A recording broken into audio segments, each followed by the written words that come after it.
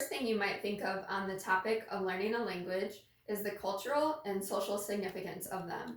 Although learning a second language has more benefits than you may think, at the end of my speech, you will be able to list some of the neural/scientific benefits of being bilingual. My name is Julia Campbell, and I study Korean on my own.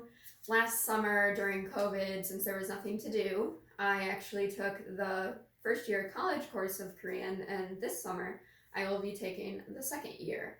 So that's the main reason why I chose the topic of bilingualism, and I actually have researched it prior to even knowing about this project. So individuals who are bilingual have exhibited learning improvements, protection of brain functions against age declination, and changes in neural structure. Let's first begin with the point that bilinguals have exhibited learning improvements. First of all, from an article about cognitive benefits of being bilingual states, being bilingual can have tangible, practical benefits. The importance in cognitive and sensory processing driven by bilingual experience may help a bilingual person to better process information in the environment, leading to a clearer signal for learning. So as you can see, this first point brings up, I think, the key phrase of the clearer signal for learning. A study that I found covering 6 states and 37 districts found that students in a dual immersion classroom actually perform better on test scores. So as opposed to at Crown Point High School, where we're all in an English speaking classroom, they actually have schools where you can speak 2 different languages.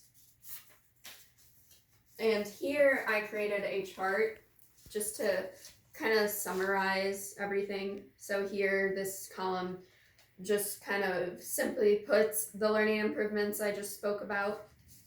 And my second point is the protection against brain functions as they age.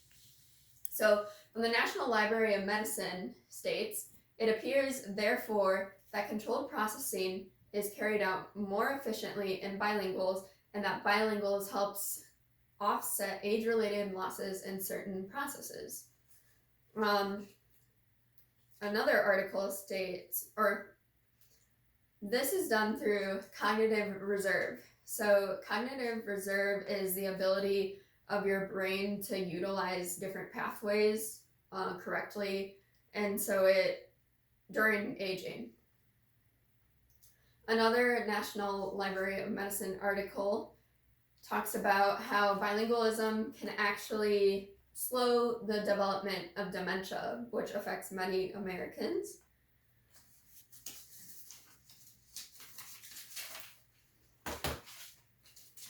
Finally, individuals who are bilingual have changes in neural processing. For instance, when bilingual people switch between English and Spanish by naming pictures, they show increased activity in the dorsolateral prefrontal cortex. So actually here, yellow is bilingual and pink is monolingual. And as you can see here, they are overlapping, but you can tell that bilinguals have much more brain activity in general. And over here is the prefrontal cortex. Another positive change in bilinguals' neuroprocessing is the ability to solve conflict-related tasks and pay more attention. An article from Frontiers in Biology states, indeed, bilinguals have often been shown to outperform monolinguals on cognitive control tasks on both accuracy and reaction times, even when the task itself does not directly imply any linguistic processing. So now that I have shared some of the benefits of being bilingual, you should be able to list that bilinguals learn better, their brains age better, and their neural processing is improved.